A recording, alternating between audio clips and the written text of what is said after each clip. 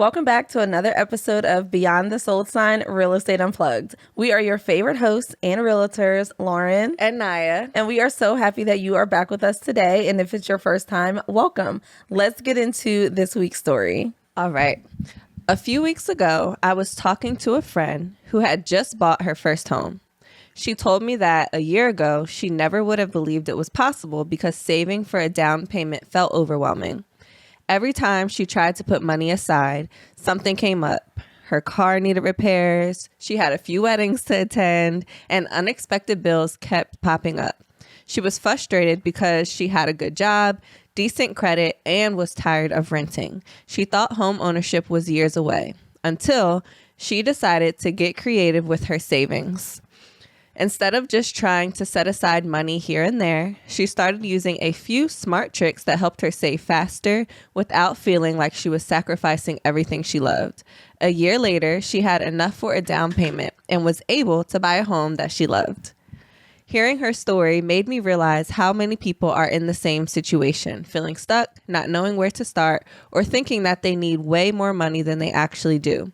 That's why in today's episode, we're sharing some of the most creative ways that you can save for a down payment so that you can start making progress toward home ownership sooner than you think. All right. So I think one of the ways that we share most often are the down payment assistance programs. Yeah.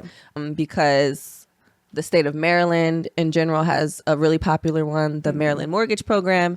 And then, based on the lender that you're working with, they may have additional ones specific to their company, and then just like a city or county may have specific ones for them too. So the down payment assistance programs that you can get through financing are like always going to be an option.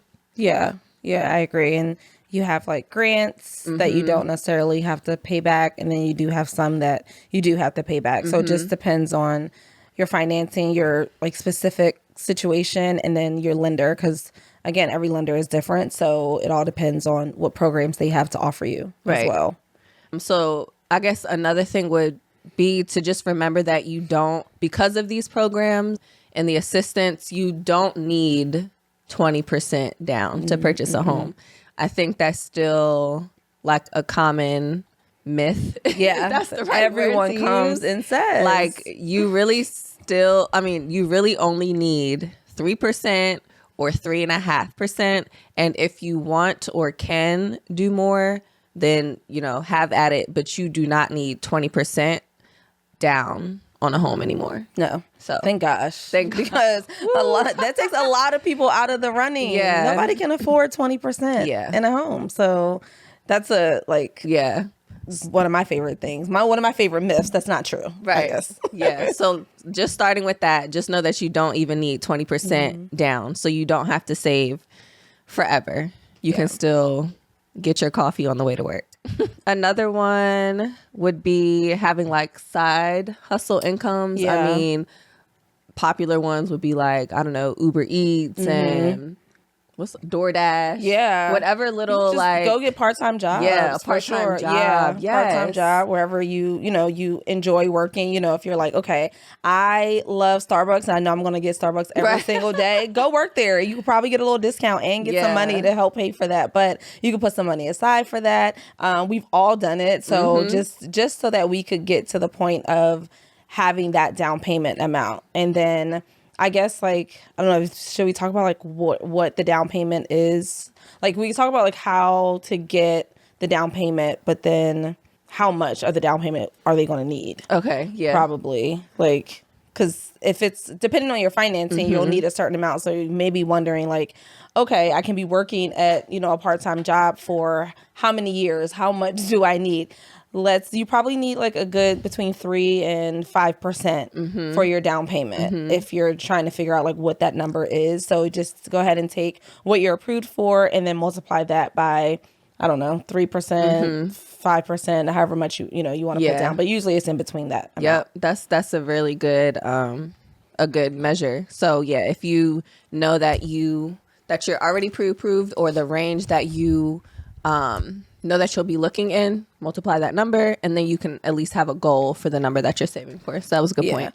So so that helps with whatever job. Yes, yes. So Some may don't not be pay as scared of a much. little part time. When I was in college, I worked at Macy's. Yeah. I had so much fun.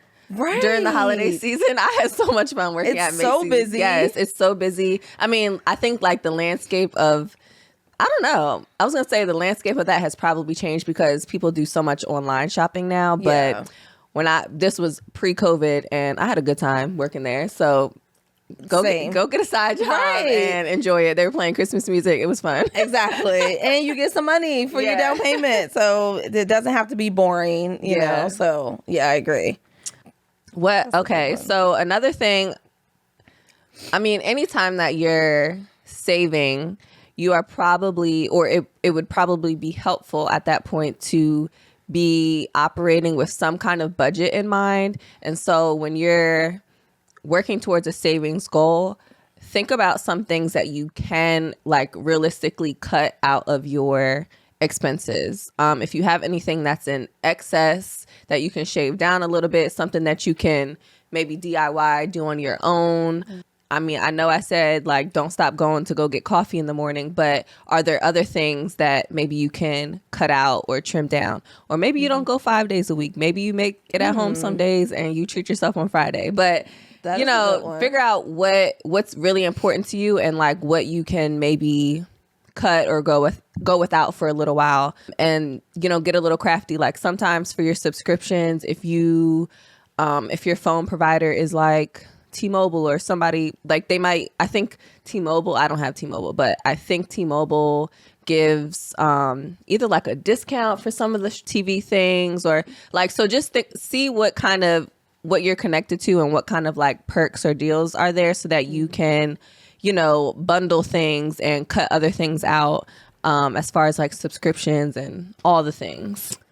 Yeah. That I am so bad. No, I agree wholeheartedly. Like, please do what Naya just said. Like, 100%. I hate cutting expenses. I know. And I am horrible at that. Like, I would rather do the second one and go get a part-time job to make sure all of it, and not cut out. Do it her way. No, but that's real too. And you have to weigh what works for you. So like, yeah, if you're not gonna, if you're like, I'm not cutting nothing, then fine, don't cut it and increase your income. Yeah, that is totally my way. Too. Yeah. So, it may take a little longer. I mean, I don't know. So, it may take a little longer because I'm like, I don't want to stop living the way that I'm living. But yeah, you do have to sacrifice. Go with Naya's way. Like seriously, like because you are going to have to sacrifice. Me personally, I'm just like, man, I want to go out and make more money so that I can keep living the way that I want. But at some point, like, yeah, I am going to have to scale back on something so that I can get a down payment, whether it's a bigger house or whatever it is. I'm sure I'm going to have to at some point. So, but you know, we are very real on this podcast. So I'm gonna tell y'all straight up, like, I personally would rather make more money than cut my expenses, but that is the best way and the quickest way, the most efficient way to go is cutting expenses. And like, maybe maybe you don't cut your everyday expenses, but maybe you don't go on a trip. Right. This summer. That's right. Or maybe you had 3 trips. So maybe we cut down to one or 2. Yeah, see, I could do that. As long as I'm like still getting something right. If I'm like, all right, well, I'll just do it the next year. I'm okay with that. Like if you're going to a concert over the summer, maybe you don't get the 2-day VIP package. Maybe you just go on one of the days and you get general admission and you still have a good time. Yes. Like, you know, just I don't know. No, that's a smart way to put it. Just think about all the things. So like maybe you don't cut as much, but maybe you just don't get the highest. That is true. That's a great way to think about it. It really is, because instead of thinking like, oh, I gotta cut everything. House or the VIP section, like right. How long is one gonna last? Right. That that might be a fun concert. Yeah. It's a great experience. All about experiences and travel and taking the trips. But I think just prioritizing and shifting a short time sacrifice for a longer term goal. or bigger goal. It's nothing like coming home from a vacation or a concert and you come into your house. Exactly. Like you're coming to your house that you own. There is nothing like it. Like I got my house. I can still now afford to go to concerts, go on a trip. It's nothing like it than going on a trip and coming back to something you don't own. It hits different. Yeah, or just being like, dang, now I gotta maybe recoup and resave a little bit because that is true. I was really supposed to be, saving XYZ by July. Yeah. But I just had to go to Costa Rica. You are hitting them. You are hitting them because that's so how a lot of people think. Like, so many I'll just people put think it back, that way. Right. And you will. Yeah. But again, like that's just a little bit of time. Right. And the thing about like buying in the market, all that, like everything's going to keep shifting. So you just want to get yourself ready, stay ready. So you have to get ready. Hello. So, when you see that house or you see that interest rate drop to where you've been waiting for it, because I know some of y'all are just waiting on a number, like, but now you're not ready because you didn't save how you. And now push you back. And now that push your time back. Yeah, so figure out how you're gonna cut or not cut, whatever you're gonna do. What would you say like about automated saving? Or like, I love anything automated. I am a automated, like when it comes to bills being taken out, everything is automated. Like I don't want to have to necessarily think about it. I got like a whole spreadsheet. I know when the bills come out. I know how much they're coming out, but everything's automated, so that way I know it gets paid. Same way with savings. So I know obviously we get paid differently. So whether it's every commission, my husband, he has like a weekly W-2. So I can do that a little better with his schedule than necessarily with mine. But if I know like, okay, something's coming in, I will automate it so that it goes directly to my savings account whenever I kind of like an allotment. Yeah. So when you get paid from whatever job you have, you know that certain amount will get allotted to a savings account, to your bill account, to your fund account. That way you don't even see that money and you don't have to do it yourself. It's a mental thing for me where I'm like, oh, this is all the money I have. Well, yeah, because all my money has now got allotted to all the accounts. There's no point for me to go and look into that savings account or go pull money out of it because I kind of already know what's going in there. Yeah. So I love that you said because you just don't see it. Yeah, you don't. It's so much better when you don't see it. Yeah.